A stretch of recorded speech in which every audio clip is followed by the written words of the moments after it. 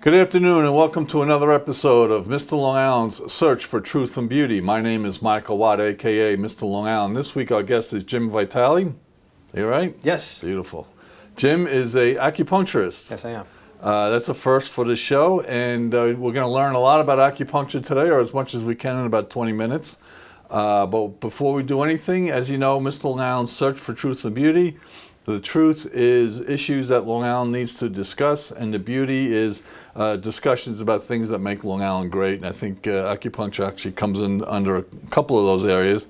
But as we start off with every week, we talk about pizza. Why? Because as diverse as Long Island is, 126 different school districts, every town in Long Island has a pizza place, and every Long Islander will drive by 12 pizza places to find one good one. So Jim, add to that database, where's your favorite pizza place? Well, I would have to say my favorite pizza place is right near my office in Huntington on Route 110, Mario's Pizza. Okay. They have several locations, but the one I go to is in Huntington. Mario's, I know there's one in Comac and there's one in Seaford. And Syosset as well. And Syosset, great. But the one in Huntington I often go to, and I really enjoy their veggie slice and their Sicilian slice. And they have all kinds of different pizzas. Everything, all specialty slices. And it's all fresh and good. So excellent pizza. All right, we'll add that to the list. I'm surprised, to be honest, I'm surprised Mario's, this is the first we're hearing Mario's. We have about, I'd say close to 30 different pizza places across the island. Oh, and, at least. Yeah.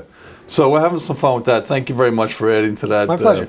Now, you and I, we met a couple of weeks ago, and what I know about acupuncture is this. Two things. I know what I know about acupuncture is my mother-in-law smoked regularly for over 30 years, went to an acupuncturist and was able to stop that day. The next day she stopped smoking. She never smoked again.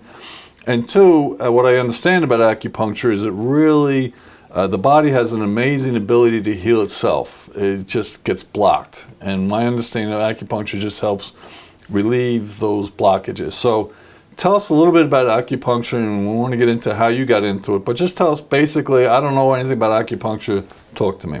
Great. Well, like you said, it has a long, long history. Acupuncture has been around at least 3,000 to 5,000 years, depending on what books you like to read. Okay. And it was the original and the only form of medicine on the planet for centuries. Wow. Billions of people have been treated by it, and it is a way to balance out the body's energy. Okay. The principle of acupuncture is really based on the idea of something called qi. It's spelled Q-I or C-H-I, depending on what book you read.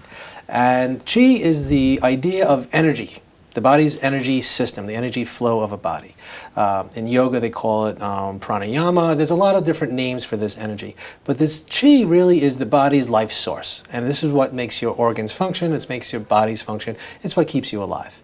Acupuncture is used to balance this qi in the body to keep your body functioning optimally.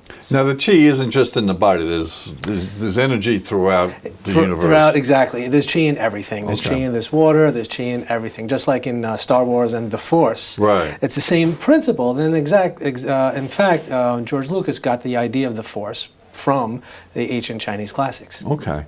So there's an energy within the body, and the body is really designed to heal itself. If you cut yourself and you just sat there and watched it, you would actually see the healing begin.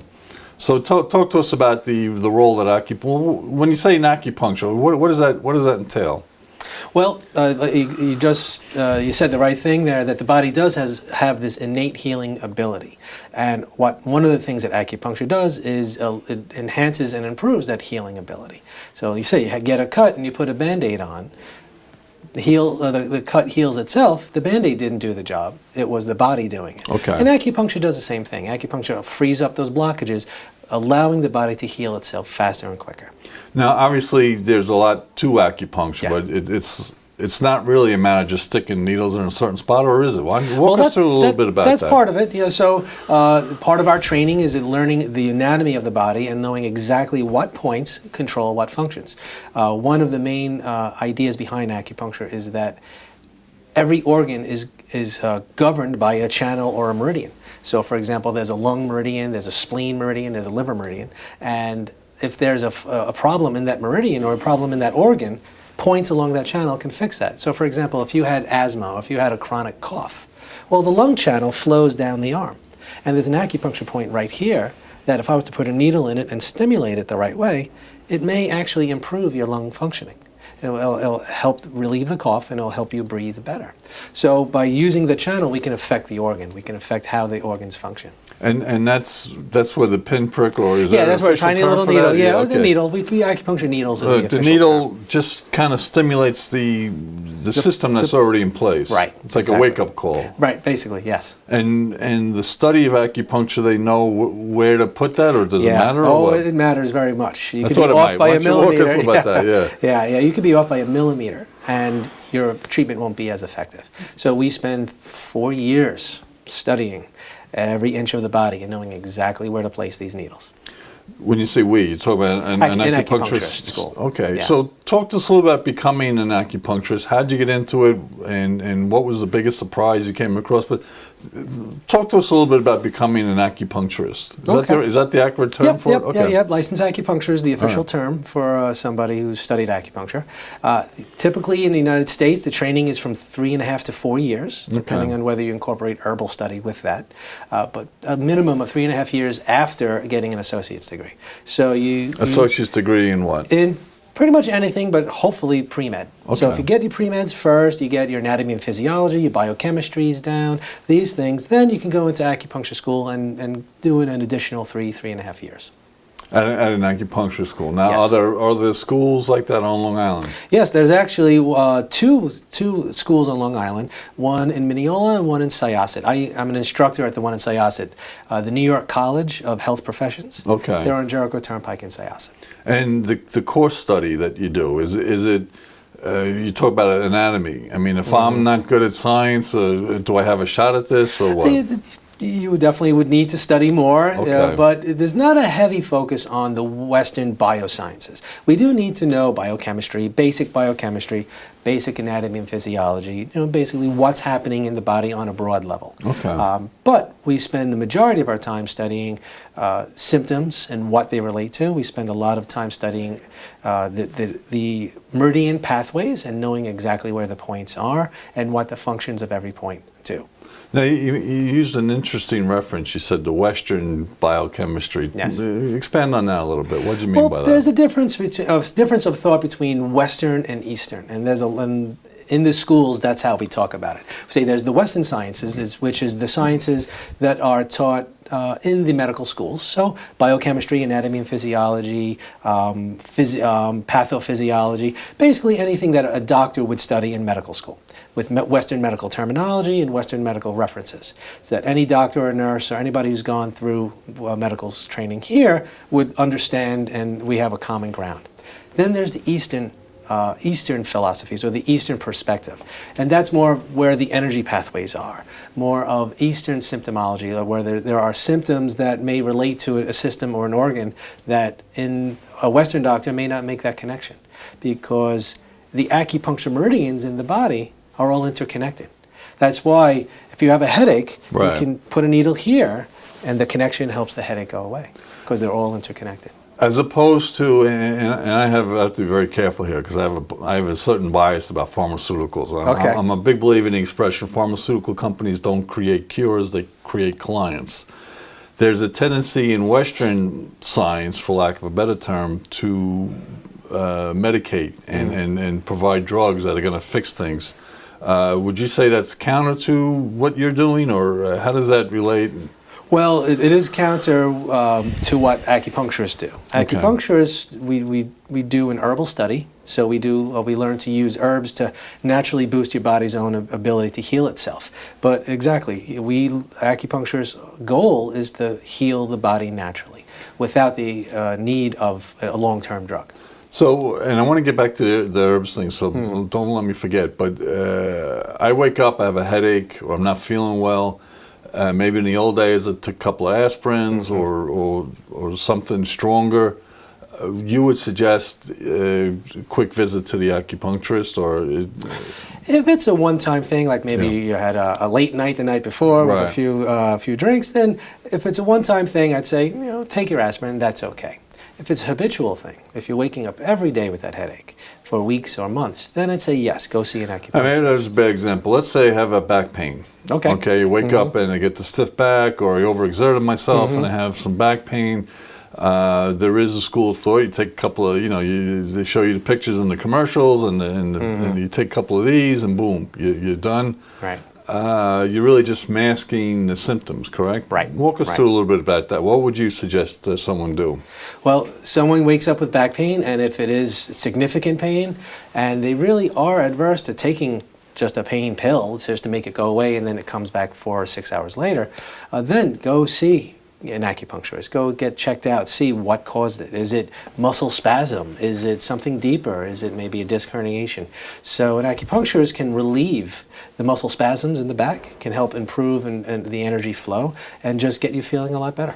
Now, years ago, someone I knew was experiencing a lot of back pain, and she was told she had a bulging disc and all this stuff, and they went as far as to schedule surgery for her. That's how bad it was. And she had the cushion in the car and the cushion at home. And she read a book by John Sarno, Dr. John Sarno. The crux of the book was 80% of back pain can be tied to your stress levels. I mean, if you could chart your stress levels and chart your back pain, they would almost be right on top of each other. Is that a lot of it? Can acupuncture help with stress? Oh, yes. Why don't you talk to us a little bit about that? That is one of the wonderful side effects of a treatment, and also the primary treatment is treating the stress. Well, I mean, they were ready to cut her open, and it turns out once she realized that it was tied to the stress. So I'm sorry, I interrupted. No, but no, it's that's a good. point- That's It's an good. important Yeah, point to yeah, make. definitely, definitely. So talk to us a little bit about how acupuncture can help with stress relief. Well, as I said, a side effect of a typical acupuncture treatment, so like say a back pain treatment, just the act of inserting a needle into the body at the right place in the right way puts the body into a relaxed state.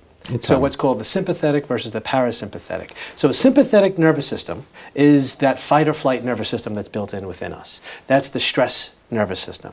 So it's built into us from back when we were cavemen, and when we were approached by a saber-toothed tiger, that's the system that activates. It says, okay, adrenaline surges, and we either fight or we flight, we run.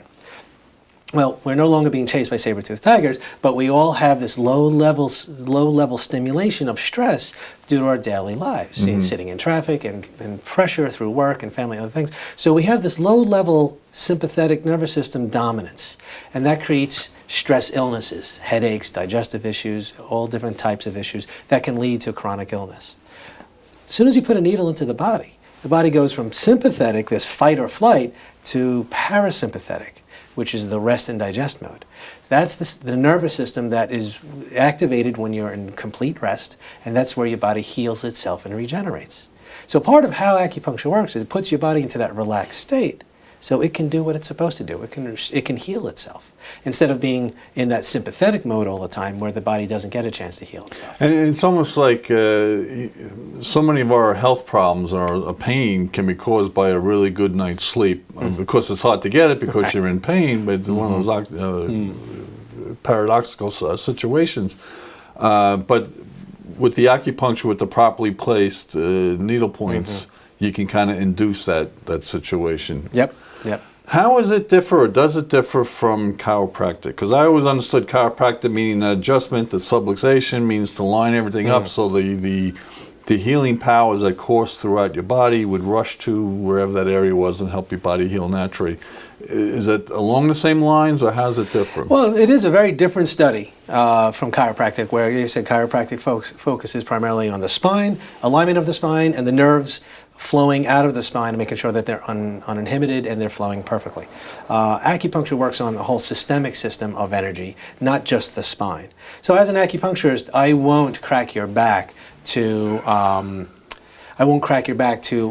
align you. I will do some massage techniques that may help release some tightness to help your spine. But our goal isn't spinal alignment. Okay. Our goal is energy flow.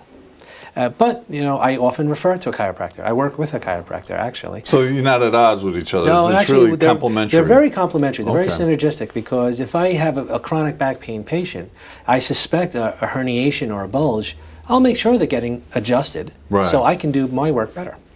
All right, you mentioned something before too that I want to follow up on the herbs and nutrition. We'll talk a little bit about that and the role it plays in the healing process and also in the prevention process. That's a very good point, very good question. A typical acupuncturist studies a little bit of Western nutrition, a little bit of Eastern nutrition. So again, we take one class in Western nutrition about carbohydrates, protein, amino acids, fatty acids, and the functions of the body and how it works and what a proper diet should be from like a Western perspective. Then we study an Eastern perspective of, in the East, they eat by principles of natures of food. So rather than looking at the calorie content of food or looking at is it high in protein or fat or carbohydrate, they look at the nature. Is it a cooling food or is it a warming food? Is it a moistening food or a drying food? Is it going to nourish you or is it going to drain you? And so we take an approach from that. And that's how I was traditionally schooled, is based on harmony with the environment.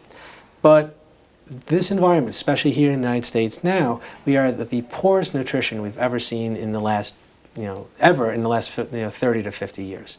And so I've really delved deep into nutrition, and I do a very deep nutritional analysis with my patients, because improper diet is one of the biggest causes of disease and illness. I see the commercial it's one of those antacid commercials, and the guy's like, I pop this and I eat this once a day and I can eat whatever I want. I says, well, maybe if you stop eating all that crap, right, you wouldn't have that problem. But it is a big concern of what's being sold and packaged goods, and I saw a press release for a food product. And it was highlighted that it has 6 months shelf life. And I'm like, if that has a 6 month shelf life, you really shouldn't be eating it. Yeah, exactly. So it's interesting that the nutrition and the diet is a part of it. Certain foods have healing properties. Your teas, your green teas, black teas, is that part of the process? That's part of it. There's a lot of powerful herbs or herbal teas that help stimulate different functions of the body. So some are good for the lungs, some are good for the liver, some are good for the stomach and spleen. So depending on what a patient's showing, I'll recommend a certain type of tea, or I'll provide the tea for them that will help stimulate that function. Let me ask you this, and I don't mean to put you on the spot, but a friend of mine was diagnosed with stage 4 lung cancer. Is there any way, or is that too far gone, or what are the limits on acupuncture in terms of the healing process? Well, someone who's diagnosed with a diagnosis of cancer or any type of cancer, it really is a shock to the body. So emotionally, the person is distraught. Physically, the body is really at a horrible, horrible place. It's not too late to introduce acupuncture, but the expectations have to be managed. Acupuncture does very well with people who are going through chemo. So if someone is going through an aggressive treatment protocol where they are experiencing chemo and radiation, and one of the many side effects is fatigue and nausea. Well, acupuncture is very good at reducing that nausea and helping bring back their energy levels. So if we can help them get through the chemo better, they can stand the treatment better, and they will hopefully have a better result. What if they're beyond the chemo, though? If it's beyond chemo, and if it is a stage 4 cancer, acupuncture alone will just kind of balance them out, but may not be strong enough. Okay. A strong nutritional protocol would aid them to help the regenerating healing of the body. So acupuncture is more of a proactive, preventive, don't let the little things become big things. Right.